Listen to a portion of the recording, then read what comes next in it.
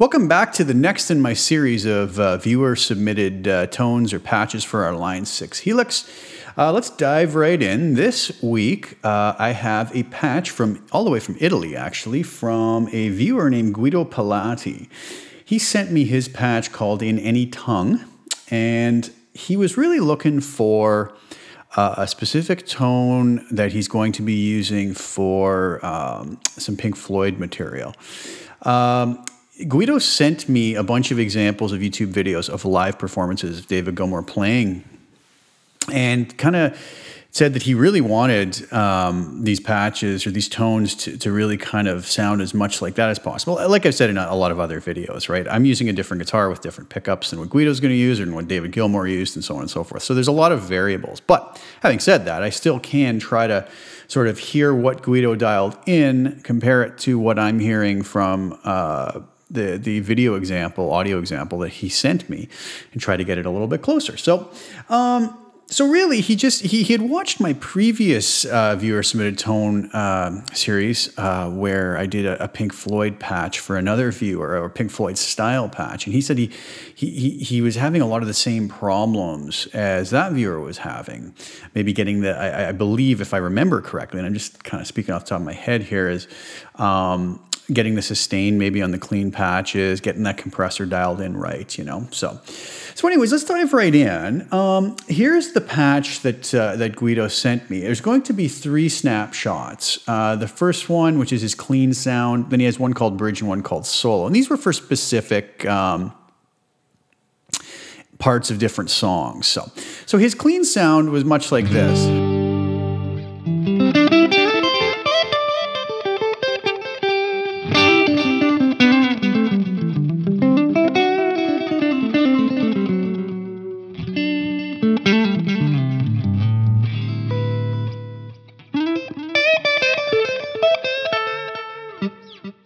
Now, on first listen, there's really not a lot wrong with it. When I listened to it in comparison to what he was looking for, there were a few things that I figured I could change around.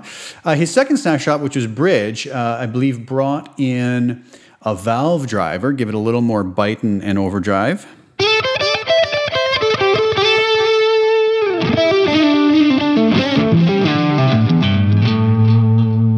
I'm playing these all on the neck pickup, mind you.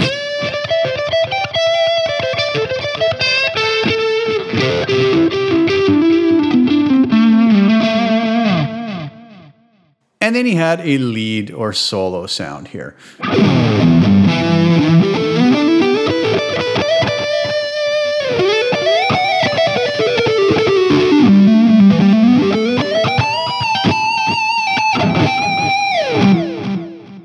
So I got a few different impressions of that. For instance, the lead sound didn't have the clarity I would have wanted to hear. So maybe a little bit of a muddy sound, and maybe that same problem throughout all the patches, just slightly. I mean, they are usable in their present state, but there were a few changes I wanted to make. Now, keep in mind, I was making changes here based off of what I was hearing on the examples that Guido had sent me. So let's dive in and just sort of, I have my notes here.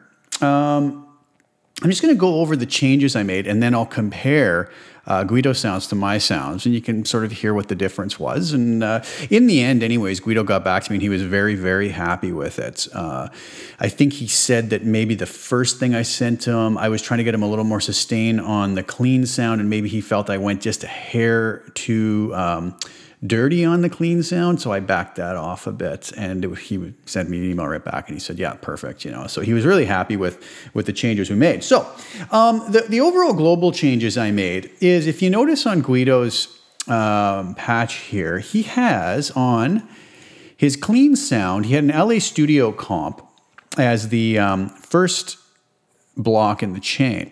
What I did is I switched that out for a deluxe comp, okay, just so I had a little more control over the sound. In this case here, we're trying to get that those clean sounds to sustain a lot more by using the compressor. So I wanted a lot of control over my attack, my threshold, my release, the mix, you know, all of those controls were going to be very important to kind of dialing that in. So that's one thing I did. We'll talk about the settings in a minute. I also added a second compressor because he really wanted a lot of sustain from his clean sounds, like I mentioned before, without the gain. So I believe that might have been the change I made if I remember correctly, is I pulled the gain back a bit, but added another compressor in a parallel compression, which we'll talk about, and we have talked about in other videos as well. So that was the global changes. As far as on the patches, he has a valve driver, another valve driver at the end, and he has a triangle fuzz in here as well. They're used in different patches. So on this, on the clean sound, there's none. On the bridge sound, the second valve driver is being used, and on the lead, it's a combination of the triangle fuzz and the valve driver. So the changes I made to valve driver 1 on the solo snapshot, all I did, sorry, I'm looking down here, I'm referencing my notes, is I brought his bass control, he had it set at 5, and I brought it down to 4.2. That was it. I kept the amount of distortion the same. On the triangle fuzz, I brought his sustain down from 7.5 down to 6, and I brought his tone from 2.5 up to 3.8 to give it a little bit more cut. And on his second valve driver, which is used on the bridge snapshot, I brought the bass down from 5 down to 4.5. I brought the treble down from 2.5 to 1.8. So those were the changes that I made to his distortion settings. His amplifier settings, I brought his drive down from 6, where he had it, to 5.5. I brought his bass down from 7.5 to 5.7. I brought the treble up from 3.0 to 4.7. His presence I bumped up. He had it at 0, and I put it up to 0.7. Very subtle differences there, but something I felt like might have helped just a little bit. So very subtle changes to all of that. His delay, what I did is he had his feedback set at 35%, and I brought it back to 20%. I just found for my taste, and again, we don't, maybe he'll change this when he starts playing with this, but I found for my taste that was a little bit too many repeats. That was maybe cluttering the sound up a little bit, and maybe taking away from how it would cut through the mix a little bit. So I changed that. I didn't change anything on his reverb. On his EQ, though, let's see what we did here. I changed just on snapshots 2, actually. Instead of having 1.5 boost on, let me see here if I can go to snapshot 2.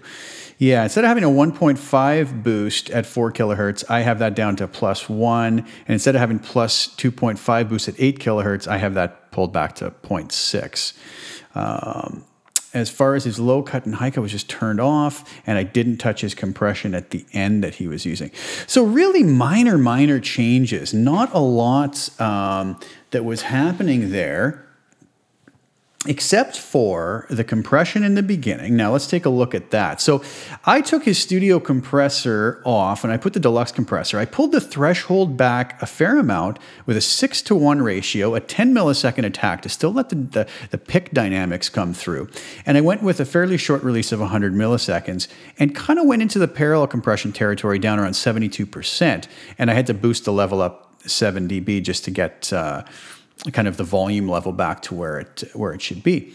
But when he asked for a little more sustain, I said, okay, that's fine. I'm going to bring in another compressor. I pulled the threshold way back on this, way back, really deep compression, 6:1 ratio. I went 5.0 millisecond on the attack and a longer release to hopefully maybe get a little bit more sustain even once it comes back across that threshold. And I did again, so that's, even though those are very extreme settings, I pulled the mix back to 60%, so it's going to be more of a parallel compression. So even though we have a lot of compression going on, because I've pulled the mix control back on both of them, we're still getting some of the unaffected direct signal through, which is very important to kind of mitigating the negative consequences of both of those compressors. He also has a noise gate on. I just left that, and I didn't want to mess around with that if he feels that maybe his pickups were noisy or something was noisy in his system. So I left that alone. So let's take a listen first of all then. Let me just get this. Yeah, okay. So we'll take a listen to the clean channel, or the clean snapshot. So this, and again, I'm on the bridge pickup here. This is the sound of what Guido had.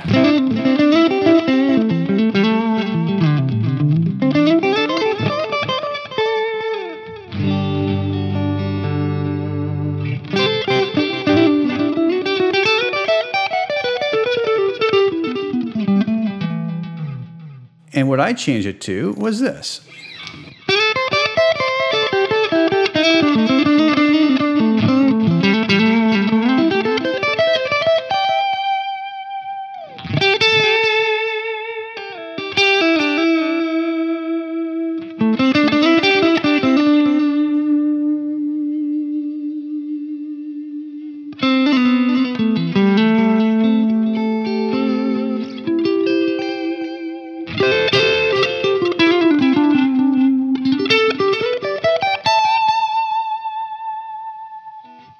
So you can probably hear quite a bit more clarity to this sound. Not quite as muddy. It kind of cut a little more, and there was a beautiful sustain to it. So I was pretty happy with the way that that came out.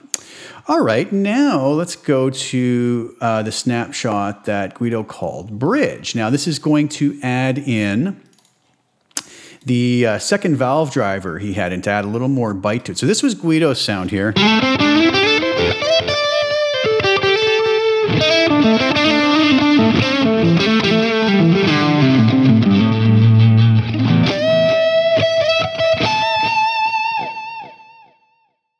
And here was mine.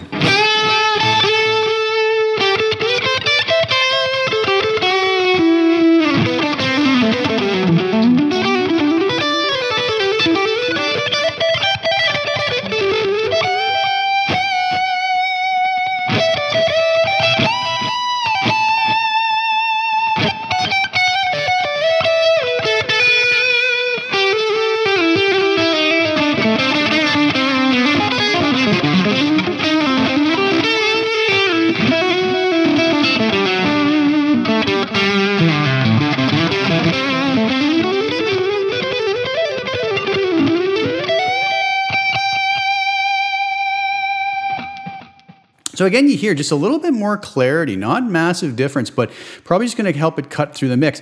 These tones sounded even better to me when I would play along with the tracks Guido sent me. I would always do that to hear kind of how they would sit in a mix. So these may not sound like I would preferably dial them in if I was playing just guitar solo. They have a bit of an edge to them that maybe I would try to dial up. But when I played them with the mix, they really kind of cut through nice, and it took that edge away in the context of the songs he sent me. So that's why I kind of went with those sounds. So I was happy with that.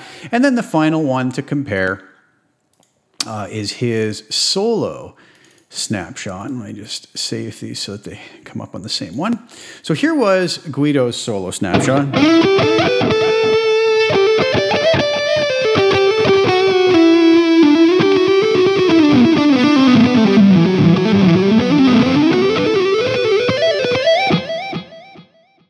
Now on that one there, I wanted more clarity again. I wanted a little bit more of a clear, less muddy tone. So this is what I came up with.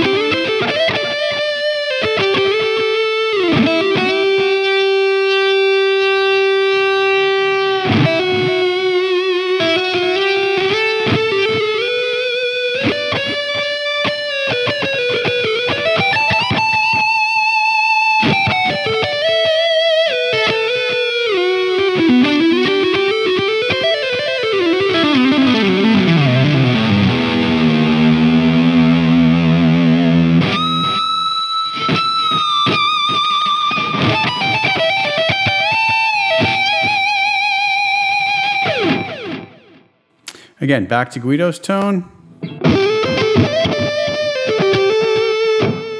Back to what I changed on it.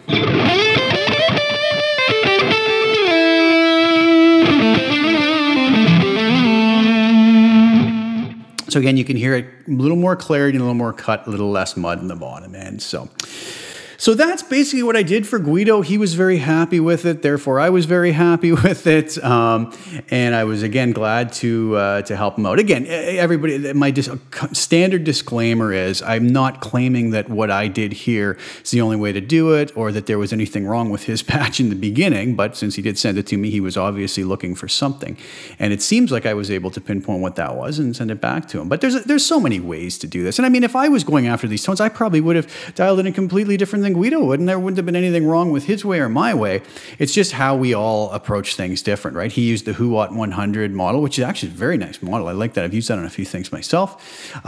You know, maybe I would have picked a different model to start with, or, you know, it doesn't matter. But, and that's the other thing with these videos. I don't want to destroy the core of somebody's patch. You know, I'm trying to keep it as faithful to what they started with, and then work from there and just make the small edits and tweaks just to kind of balance things off. You know, otherwise I might as well just create them a whole new patch from scratch, which would defeat the purpose of what we're doing here.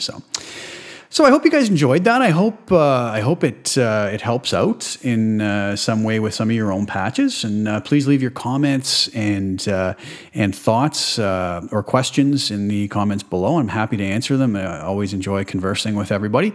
And please subscribe if you haven't already. Like the video and share it, and allows me to kind of keep doing more of these. And we'll see you guys again next time very soon. Thanks for tuning in.